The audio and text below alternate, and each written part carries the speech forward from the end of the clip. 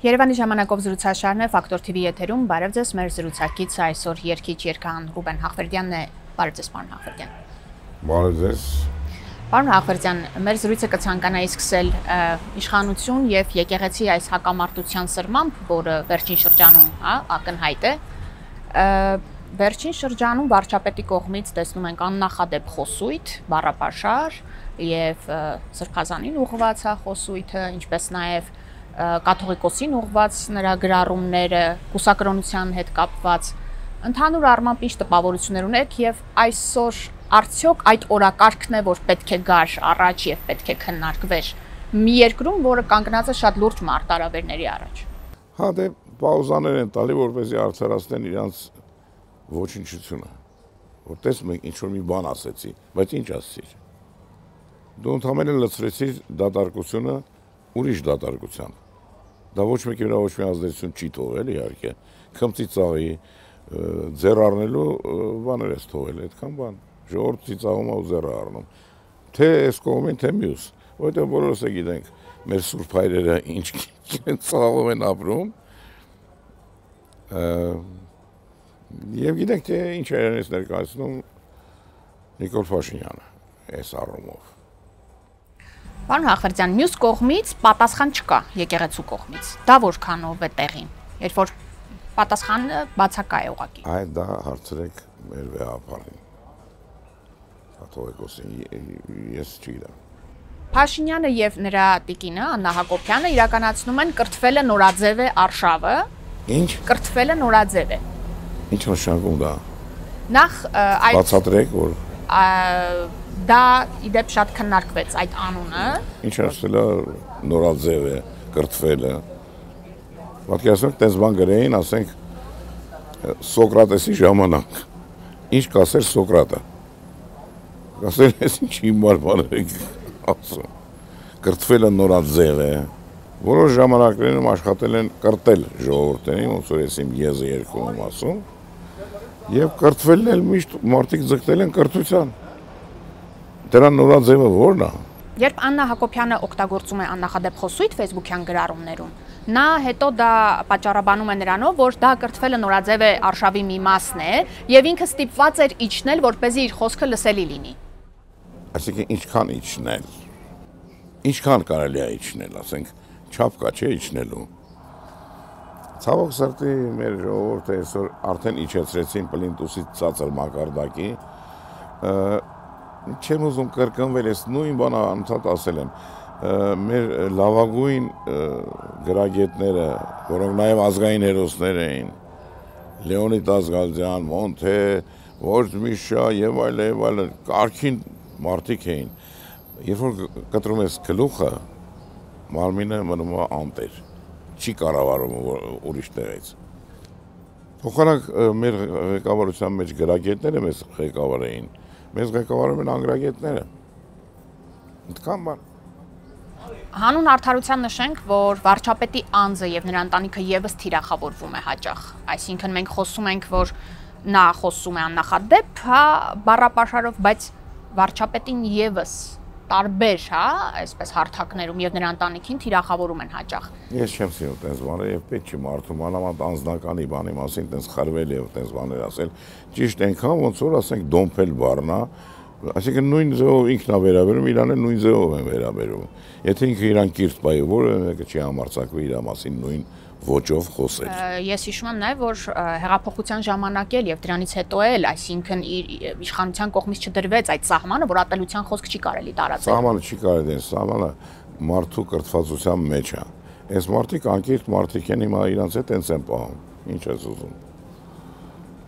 Սահմանը ով պիտի դնի։ Ինքը պետք է մարդը դնի։ Իսկ մարդը, որին դու դնում ես առաջնորդ, պետք է կրթված լինի։ Եվ չասի նման հիմարություն։ Ուղղակի պետք է անտեսել այս բանը, ինձ համար ամոթ է վերլուծել, այդ ոնց որ կեղտի մեջ բան մանգաս ինչ որ մազ, կեղտը բանում ինչ մազ գտնեմ մեջ է։ Այսօր մեր երկրում կան փաստացի արտաքին եւ ներքին մի շարք մարտահրավերներ, բայց մենք ինչ է, մենք մտել ենք ինչ որ մարդկանց անկողիններն ենք քննարկում այս լուրջ մարտահրավերների։ Զզվելի է, իհարկե։ Անկողինները այդքան հետաքրքիր չի, ես կարելի է բան ասել, ասենք ինձ համար սարսափելի է այն որ ամոթի ինստիտուտն ա կորել, ամոթի, մի ժամանակ ասում են, չէ, ոչ ամոթ ունի, ոչ աբուր, այսօր այդ բանը գործածությունից դուրս ա եկել, որովհետև մեզնից ինչքան ղեկավարներ տեսանք այս ընթացքում, բոլորն է ոչ ամոթի լավ էլ թալանեցին, լավ էլ կերան, լավ էլ լապեցին, բոլորը, վերջի կառավարությունը նույնպես այդ ուղու վրա է, որովհետև ոչ թե համակարգն են փոխել, այլ փոխել են անձին, բայց անձը, որը գնում է կոռուպցիոն համակարգի մեջ, ինքը պետք է ուզած չուզած անի այդ բանը։ Նրա խլածից ինքն է խլում, եւ այլն, ինձնից լավ գիտեք։ Իսկ հնարավոր է, որ այս համատարած գաղջի ու կեղտի մեջ եկեղեցին գնա ինքնամաքրման։ Մի դրական բան գտնենք էլի այս ամենի մեջ։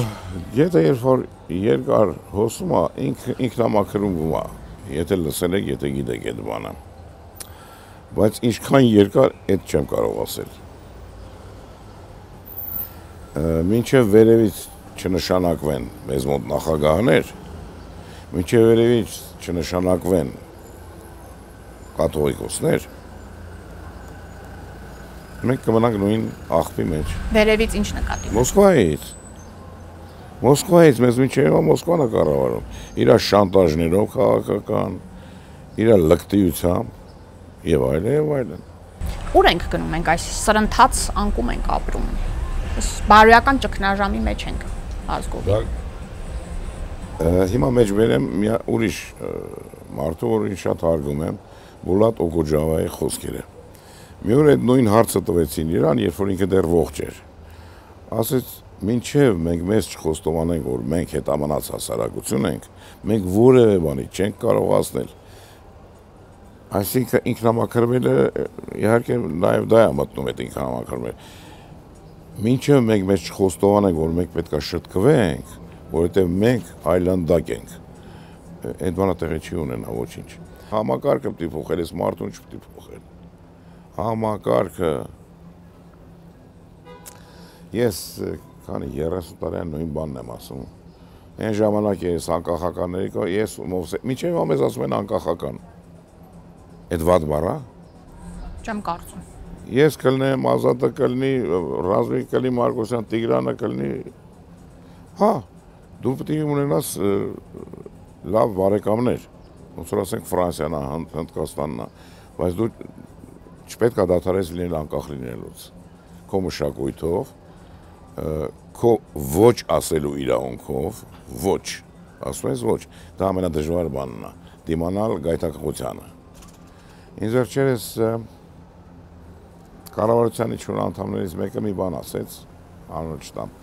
ասեց դե պրիցելի տակ աշխատում ենք, ասում եմ, բա դու դրված ես նրա համար, որ պրիցելի տակ աշխատես, բայց ինչի տակ պետք է աշխատես։ Սրանք է ինչ որ կառավարությունը գալիս է մի հատ անպայման ամեն մեկը մի հատ ուզում է առանձնատուն սարքի։ Քոչինա պետք է այդ առանձնատունը։ Մանավանդ որ երրորդ հարկ են սարքում, երրորդ հարկը երբեք չեն օգտագործում, բայց շատ ալնի էլի։ Պարոն Հաղվերդյան, դուք խոսեցիք այդ հայհոյախառն խոսույթից, այդ ատելության խոսքի մասին նշեցիք, որ աննախադեպ ծավալների է չէ հասել ու այսօր այնքան չեմ նայում տելևիզոր, ինձ հիմնականում ձեր նման մարդիկ են հարցեր տալի, ես շշկռում եմ, չգիտեմ ինչի մասին, ինձ ասում են ինչ են ասել, որտեղ ես չգիտեմ ինչ է։ Հիմա ես օրինակ մի օրինակ բերեմ։ Այդ ուրիշ, եթե ես անընդհատ այդ ապուշություններով զբաղվեմ, ես ոչ կարամ համերգ տամ, ոչ ձայնագրություն անեմ, ոչ էլ երգրեմ։ Եվ առհասարակ ծիծաղելի է, որ միշտ ինձ հարցնում են քաղաքական ինչ-որ հարցեր են տալի, երբ որ սենց տենենց ստացվել է նենց, որ ես երգ եմ գրում, իմ արհեստը հետ է։ Պարոն Հաղվերդյան, այսօր ունենք հանրություն, որտեղ օրինակ կանայք նշում են, որ կարոտում են հայհոյախառն արտահայտություններով բլոգերին եւ դիտում են նրա հին տեսանյութերը։ Ունենք ազգային ժողով, որի ամբիոնից հենց առաջին դեմքերից իշխանական եւ նաեւ ընդդիմադիր հայհոյախառն արտահայտություններ են հնչում։ Մենք ինչպես եկանք հասանք այս հանգրվանին, որտեղ եղավ մեր բաց թողումը։ Սրանք այդ մակարդակի մարդիկ են։ Բոլորը։ Իրանց թվում որ տենց իբր թե իրանց անարած բլատնոյով խոսում են, իրանք մարդիկ են ժողովրդի մեջից։ Իրանք ակվարիումից ձգնիկներ են, որ դուրս են եկել որևէ իսկական քրեական ազնվորություն, որևէ տեղ չի իրան թույլ չի տա հայոյանք տալ։ Անհնար բան է դա։ Լուրջ կրիմինալը տես բան չի անի։ Մենք ինչու հասանք այս օրվան։ Խուլիգանական օրվան։ Կարելի է տենց ասել։ Ինչու, որտեղ եղավ մեր կրթության հարց է սա։ Ես չգիտեմ, Գուցե սա կրթության հարց է, այսինքն մենք բավականաչափ կիրթ հասարակություն չենք։ Մենք հետամնաց հասարակություն ենք։ Դից գալիս է ամբողջ դժբախտությունները։ Հետամնաց տգետ կան առանձին մարդիկ բնականաբար ինտելիգենտներ, որոնք իրենց թույլ չեն տա եւ այլն, բայց այդ մարդիկ իրանք փաստորեն խեղդվում են այդ օվկիանոսում, որտեղ անընդհատ հայոյանքներ ու ապուշություններ է դուսնում։ Երբեմն հիմարություններ են ասում, որ ավելի վատ է, քան հայոյանքը։ Տեսեք, բոլոր ոլորտներում մենք ունենք ակնհայտ անկում, չէ՞։ Տնտեսական ոլորտում, քաղաքական ոլորտում, մշակութային, այսօր որևէ նոր բան շատ քիչ է ստեղծվում։ Սկզբից կամաց խուզում են խելացի մարդկանց, որովհետեւ մնան տգետները։ Այս 30 տարվա մեջ դա է կատարվել։ Նույն մտավորականները ինչ բաց թողում ունեցան, որ մենք ունենք այսպիսի հանրություն։ Սաստող բնույթ չպիտի լիներ մտավորականների կողմից։ Գիտեք ինչ, ոնց որ մենք հենց մեր մեջից սովետը դուրս չի եկել։ Այս 30 տարվա մեջ սովետի նախանշված տենց ձևը արտահայտվելու բանը անկյունները կլորացնելն էր։ Այս կլոր ապրում էինք բան։ Այս բանի մասին կարելի է խոսել, այս մասին չի կարելի խոսել։ Մեր քաղաքական մեկնաբանները, որոնցով ես ոգևորված եմ, երիտասարդները, այդ կլորություններին չեն նայում, իրանք ասում են շիտակ ճիշտ ճշմարտությունը։ Իսկ սրանք որ այդտենց կիսա խուլիգանական արտահայտություններ են թույլ տալի, դա միայն մի բան է նշանակում, որ նրանք ոչ կարող են որևէ բան վերլուծել, ոչ էլ կարող են խորանալ այս հարցի մեջ, ինչ որ դուք ասեցիք։ Դե ամեն հասարակության մեջ կան խուլիգաններ, կան մարմնավաճառներ, գողեր, ավազակներ եւ այլն։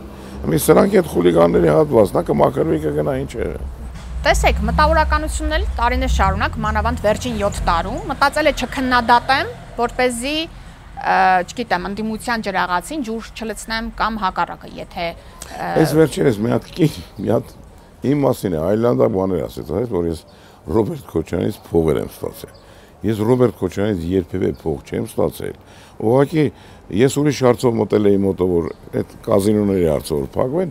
Ռոբերտը ասեց քանի երեխան ես, ասի 3, ես ու կինս ենք, քանի սենյակ է, ասի 2, որը 3 ենք սարքել, ասեց ես քեզ տարվա վերջում տուն կտամ։ Ու պետության միջոցով տուն ա տվել։ Բայց երբ եմ փող վերցրել իրանց, այդ չգիտեմ։ Սերժ Սարգսյանը այո օգնել է մանկական գիրքը տպելու, բայց ես ընդ գրել եմ սպոնսորներ, կաթողիկոս, Սերժ Սարգսյան, Յունիբանկ, 70,000 որ դա իսպիճար է, որ սիմֆոնիկ նվագախմբով մանկական երգ գրեիս։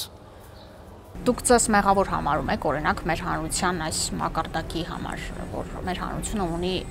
ասենք, այսպիսի կրթական ցանց։ Երբևէ եղել է, որ որպես մտավորական դուք ձեզ մեղավոր համարեք։ Գիտես ինչ, դες չինական անեց կա, չէ, որ դու ապրես, чтоб ты жил во время перемен, որ դու փոփոխությունների ժամանակ ապրես։ Մենք մի հատ նես փոփոխություն եւ այնքան արագ են փոխվում այդ փոփոխությունները, անընդհատ գույնը փոխվում է, դու չես կարա, այդ ոնց որ մարտարվեստի մեկի հետ, ասենք, մարտի ժամանակ ավելի դանդաղ աշխատի, քան նա է արագ աշխատում։ Արագության ռիթմը այնքան արագ է, որ մենք չենք կարող նրա հետ մրցել։ Հասկանում եք, ու Տրամպը այսօր մի բան կասի, վաղը մի հատ ուրիշ բան կասի, պետք է կարողանաս չկուն լինի եւ գոնե 0-0 հաշիվը սարքես, ոչ թե 0-ի վրա տարվես։ Շատ արագ է կատարվում եւ հիշեք այդ չինական անեցքը, որ դու ապրես փոփոխությունների ժամանակ։ Ես սկզբում այդ որ կարդում եմ Կոնֆուցիուսն ասել, որ ասում ես ինչ ասում ես մարդը, մինչեւ մեր գլխին չեկավ։ Արվեստագետները, ազդեցիկ մարդիկ կարող են ազդեցություն ունենալ այսօրվա իրավիճակի վրա։ Իրենք երբևէ որոշող եղել են։ Այսքան ժամանակ դուք իմ երգերը լսում եք։ Սկզբից ես, Գազանանոց, շները եւ այլն, ինգերման։ Որևէ բան ազդեցություն թողել է ժողովրդի վրա։ Կարծում եմ այո։ Հանրության համենայն դեպս մի հատված։ Այնքանով ինչքանով։ Բայց միևնույնն է։ Մարդը մնում է նույնն է։ Այսինքն արվեստը անհատների հետ է աշխատում, ոչ թե հասարակության։ Կարող ենք այդպես ասել։ Եվ հասարակության եւ անհատների հետ, որովհետեւ հասարակությունը ծնում է անհատ, անհատը ծնում է հասարակություն։